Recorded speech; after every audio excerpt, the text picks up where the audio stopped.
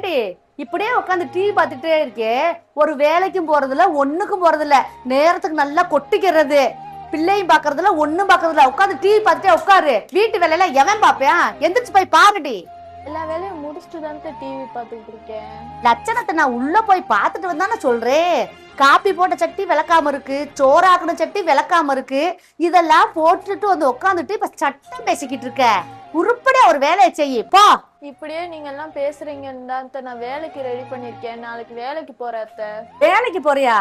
ஏண்டி நீ வேலைக்கு போயிட்டா வீட்டு வேலை யாரு பாப்பா? உன் பிள்ளை ரெண்டு யாரு பாப்பா? சும்மாவே இங்க நொய்யின்னு இருக்குங்க, இதெல்லாம் வச்சு நான் மேய்க்க முடியாது. நீ வீட்லயே இரு.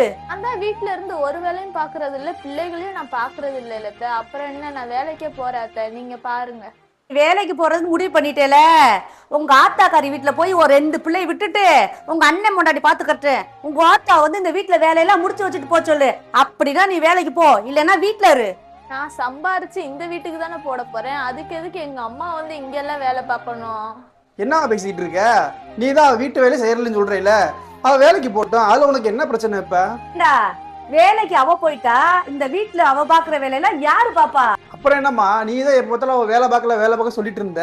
சரி, இப்ப அவ போயிட்டான யாரு வேலை வைப்பான்னு கேக்குற? அப்ப அவ வேலை பார்த்து தானே இருந்திருக்கா வீட்டுல. எப்ப பாரு பொண்டாட்டி சொன்னா பொறுக்காது, வந்துருவ பா.